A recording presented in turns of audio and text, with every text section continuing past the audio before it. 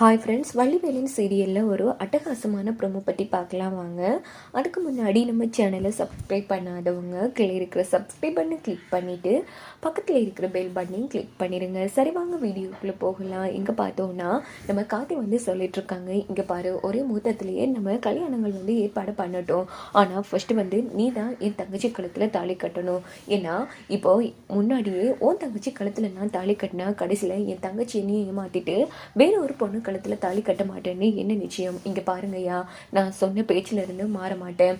இவன் ஃபஸ்ட்டு என் தங்கச்சி கழுத்தில் தாலி கட்டினா அடுத்த நொடியே நான் அவன் தங்கச்சி கழுத்தில் தாலி கட்டுவேன். இதான் நடக்கணும், இல்லைனா கண்டிப்பாக இந்த கல்யாணம் நடக்காது. நான் வேலுவன் நம்பவே மாட்டேன் அப்படின்னதும், என்னப்பா இப்படிலாம் பேசிகிட்ருக்க? சரி நீ கவலைப்படாது, இங்கே பாரு மூத்த நேரத்தை குறிப்போம். முதல் முகூர்த்தத்துலேயே ரேணுகா கழுத்தில் தான் வேலு தாலி கட்டுவான். வேலு தாலி கட்டினா அடுத்த நொடியே நீ அவன் தங்கச்சி கழுத்தில் தாலி கட்டு. இங்கே பாரு, இது நான் உனக்கு கொடுக்குற வாக்கு, சரியா? அப்படின்னதும், சரிங்கய்யா, ரொம்ப நன்றி.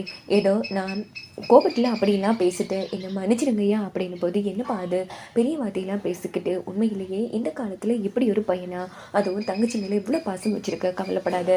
கண்டிப்பாக உன் தங்கச்சி கழுத்தில் வேலை தான் கல்யாணம் தாலி கட்டுவான் அப்படின்ட்டு அவங்களும் அங்கேருந்து போனதும், இந்த பக்கம் நம்ம ரேணுகா அண்ணன் நீயும் வேலுவோட தங்கச்சியும் எப்படியெல்லாம் காதலிச்சிங்கன்னு எனக்கு தான் தெரியும். அப்படி இருக்கும்போது எனக்காக உன் லைஃபையே விட்டு கொடுக்குறியே அப்படின்னதும், இங்கே பாரு என்னடி பேசிகிட்ருக்க, நீ என் தங்கச்சி. இங்கே பாரு, ஒரு வேளை வேலுவும் கழுத்தில் தாலி கட்டலைன்னா கண்டிப்பாக நானும் அவன் தங்கச்சி கழுத்தில் தாலி கட்ட மாட்டான், அவளை மறந்துட்டே வாழ்ந்துருவான் அப்படின்னதும் உடனே ரேணுகா ரொம்ப ஃபீல் பண்ணுறாங்க.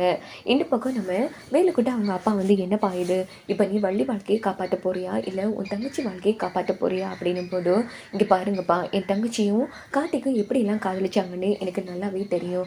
அதே மாதிரி கார்த்தி அவங்களே உயிரை வச்சிருக்காங்க. கண்டிப்பாக அவங்க 2 பேரும் கல்யாணம் நடக்கும். அதே டைம் நான் வள்ளி வாழ்க்கையை காப்பாற்றுவேன். வள்ளி குளத்தில் அந்த ரஞ்சித்தை தாலி கட்ட விட மாட்டேப்பா, நான் தான் கட்டுவான் அப்படின்னு நம்ம வேலு சூப்பராக பேசுகிறாங்க. இந்த பக்கம் பார்த்தோம்னா நம்ம வள்ளி இதெல்லாம் கேட்டுட்டு இருந்திருப்பாங்க. இதை பற்றி நாம் பேசணும் அப்படின்னுட்டு வேலுக்கிட்ட பேசுகிறாங்க. இங்கே பாருடா, ரேணு உண்மையில உயிரையே வச்சுருக்கான். முக்கியமாக உன் தங்கச்சி என்னோட க்ளோஸ் ஃப்ரெண்ட், அவள் வாழ்க்கை மட்டும் கேள்விக்குறி ஆகக்கூடாது. வேலு தயவு பண்ணி எப்படியாச்சும் உன் தங்கச்சி கல்யாணத்தை நல்லபடியாக நடத்திடு. அதே மாதிரி நீ தான் ரேணு கழுத்தில் தாலி கட்டணும் அப்படிங்கிறது என்ன மேடம் பேசிகிட்ருக்கீங்க? இது பாருங்கள், கண்டிப்பாக உங்கள் வாழ்க்கையை நான் தான் சர்வ் பண்ணுவான். அதே மாதிரி கார்த்தியும் என் தங்கச்சியும் எப்படி காதலிச்சாங்கன்னு எல்லாருக்கும் நல்லா தெரியும்.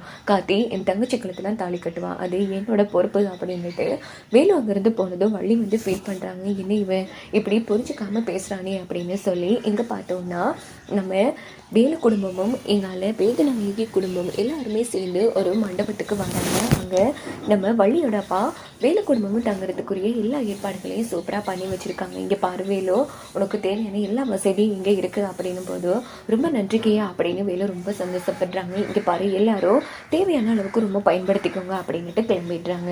இந்த பக்கம் பார்த்தோம்னா நம்ம ஜானகி வராங்க. வேதநாயகியை பார்த்தது, என்ன ஜானகி உனக்கு இங்கே மரியாதையே இல்லை, பரவாயில்லையே வந்துட்டே அப்படின்னு போதும், இங்கே பாரு நீ எப்படிப்பட்டவ, உன் பிள்ளை எப்படிப்பட்டவ எல்லாம் எனக்கு தெரியும். ஆனால் ஒன்று மட்டும் சொல்கிறேன், உன் பிள்ளை கண்டிப்பாக என் பிள்ளை கழுத்தில் தாலி கட்ட மாட்டான் அப்படின்னதும், என்ன இந்த வேதநாயகிட்டே சவால் விடுறியா? கண்டிப்பாக சொல்கிறேன், இந்த கல்யாணம் நடந்தே ஆகும். அதில் என் ரஞ்சித் தான் தாலி கட்டுவான் அப்படின்னதும், அதையும் பார்க்கலாம். இந்த வேதநாயகி பற்றி தெரியாமல் பேசிட்டு இருக்கல. இங்கே பாரு, உன்னை தெரிஞ்சுதான் எல்லாமே பேசிட்டு இருக்க. நீ யாரு, எப்படிப்பட்டவ எல்லாம் எனக்கு தெரியுங்கிற மாதிரி அந்த இடத்துல ஜானகியமாக பேசுகிறாங்க. இன்னொரு பக்கம் எல்லாரும் அவங்கவுங்க ரூமில் தங்கிட்டு இருக்காங்க. அப்படின்னு பார்த்து என்ன நடக்குதுன்னா, நம்ம வேலுவோட ஃப்ரெண்ட்ஸும் வேலு கல்யாணத்துக்கு வந்திருக்காங்க. மஜா எப்படா இருக்கு அப்படின்னும் போது, பரவாயில்லடா அப்படிங்கிறாங்க. நம்ம வேலுவோட ஃப்ரெண்ட்ஸுக்கு எல்லாமே தெரிஞ்சிருக்கு, வள்ளியை தான் வேலு காதலிக்கிறாங்கன்னு.